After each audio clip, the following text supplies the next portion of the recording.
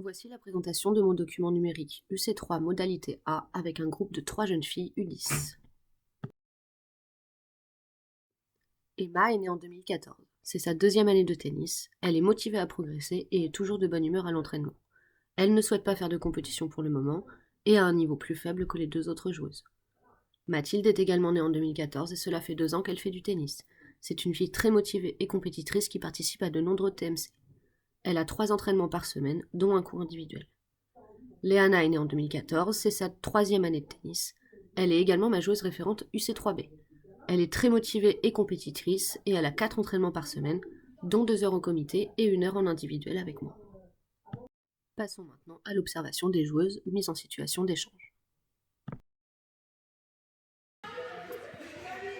Léana a un bon déplacement sur le terrain. Elle se replace au centre et elle est capable de se mettre à distance de la balle.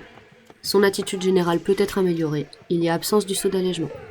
Concernant la forme gestuelle, l'utilisation du bras libre en coup droit est à renforcer, tout comme son équilibre à la frappe. Le replacement d'Emma ne se fait pas au centre du terrain et ses déplacements sont plutôt lents, ce qui fait que Emma est rapidement débordée. En coup droit, elle est en appui ouvert sur toutes les frappes et sa raquette est à la verticale au moment de la frappe. En revers, Emma est plus à l'aise, les appuis sont semi-ouverts, ce qui permet un plan de frappe en avant du corps. Néanmoins, les fins de geste sont à améliorer.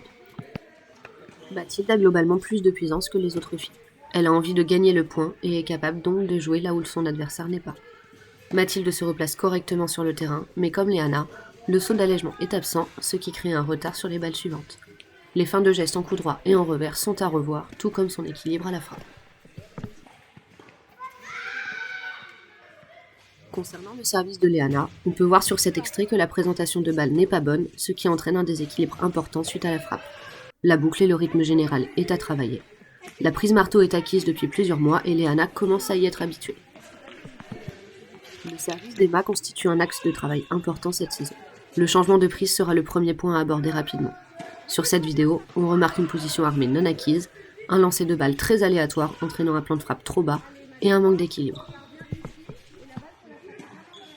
Mathilde a également un lancer de balle aléatoire entraînant un manque d'équilibre. L'utilisation de la prise marteau a déjà été abordée avec elle, mais il faut encore qu'elle s'habitue à ce changement. La boucle et le rythme général sont également un axe de travail cette saison.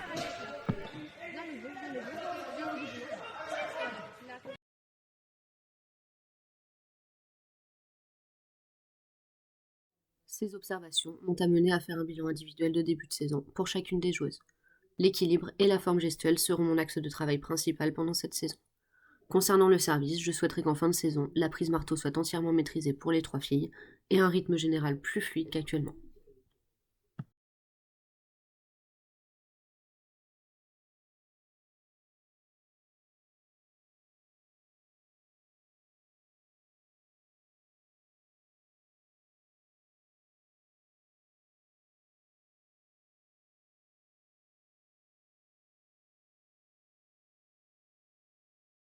L'objectif annuel pour Mathilde et Léana est de valider les acquis du niveau orange et d'être capable de participer à un TMC vert. Pour Emma, l'objectif est d'être capable de participer à un match amical en niveau orange et de valider plusieurs des objectifs de ce niveau. Ma programmation annuelle s'étend donc sur 5 cycles allant de vacances à vacances. Le service est en fil rouge durant la totalité de mes cycles et un travail plutôt axé sur le jeu de fond de cours. Une initiation à la volée sera quand même abordée fin de cycle 2 et perfectionnée dans le cycle 4. Durant ce cycle 3, j'ai travaillé principalement sur l'orientation des épaules en début de cycle, puis sur son adaptation selon les déplacements petits et grands en fond de cours. Le service est en fil rouge durant toutes les séances, avec notamment l'amélioration de la présentation de balle et du plan de frappe en hauteur. Voici maintenant les situations d'apprentissage que j'ai pu proposer aux filles durant ce cycle.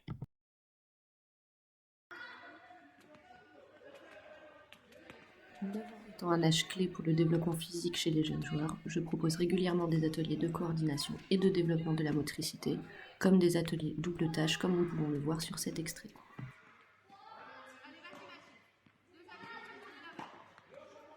Afin d'être plus précise et exigeante, j'aurais pu demander aux filles un travail sur la pose du pied, qui devrait être plus aérienne pour éviter l'effet griffure au sol.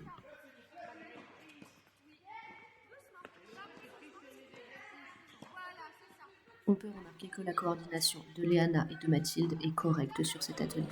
Pour Emma qui débute le tennis et n'a pas fait d'autres sports avant, la maîtrise de son corps est plus compliquée à gérer. Dans la plupart des situations proposées, je fais jouer les filles avec moi à tour de rôle afin qu'elles répètent avec une bonne qualité de balle. Cette première situation de travail a été réalisée avec des balles mousse pour favoriser la répétition. L'objectif était de contrôler la balle en coup droit et de la renvoyer en revers et inversement. Cette situation a permis de développer le petit jeu de jambes des filles tout en améliorant son placement par rapport à la balle avec l'utilisation de balles lentes.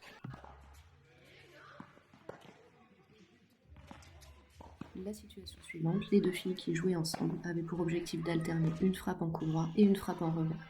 Cette situation a permis de renforcer leur lecture de trajectoire et leur jeu de jambes. La troisième fille passait en individuel avec moi afin de renforcer sa maîtrise technique de fond de cours en individualisant mes consignes.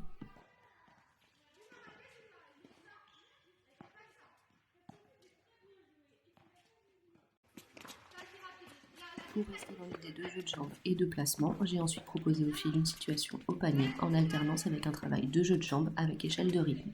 L'objectif pour les filles était de frapper le coup inverse de là où je leur présentais la balle. Une zone longue était délimitée et la première des filles qui avait mis 15 balles dans la zone avait gagné. On remarque que l'orientation des épaules n'est pas tout à fait maîtrisée chez les joueuses.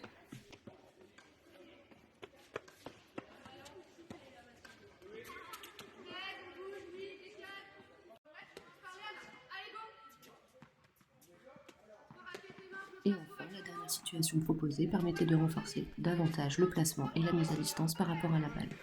Les filles devaient récupérer la balle en sandwich entre main et raquette, puis engager cette balle le long de la ligne dans le but en étant correctement orientée avec une bonne mise à distance. Le replacement devait s'effectuer en contournant un plot, ce qui permettait de garder un certain dynamisme.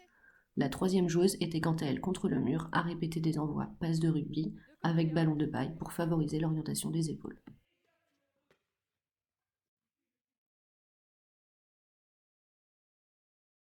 Passons maintenant aux situations proposées concernant le service. Concernant le travail sur le service, plusieurs éducatifs ont été utilisés. Premièrement, un travail sans raquette a été proposé. L'objectif était de se présenter la balle au-dessus de la tête et de la récupérer bras tendus de l'autre main et inversement. Cet atelier a été réalisé en marchant, ce qui permettait de dynamiser cet atelier. Bien, Léana. Ne change pas de prise, Emma.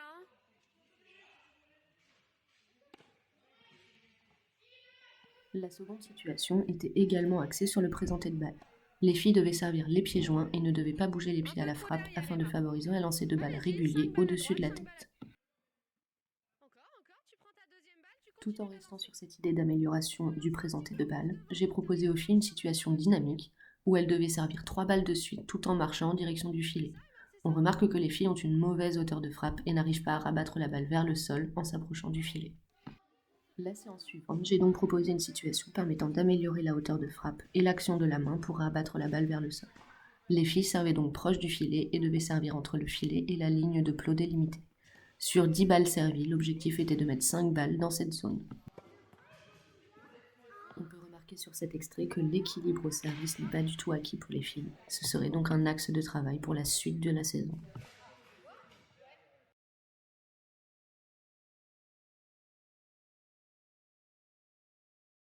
Les perspectives pour la suite de la saison concernant les filles seraient tout d'abord l'amélioration des déplacements et des appuis en fond de cours et l'amélioration du rythme général au service.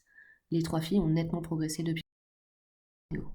Après avoir observé Léana et Mathilde sur plusieurs matchs officiels, je pense qu'il serait intéressant pour ces 2 jeunes filles de découvrir le jeu avec balle verte. Concernant Emma, l'objectif pour la suite serait de poursuivre son apprentissage en utilisant des balles plus lentes afin de favoriser la répétition.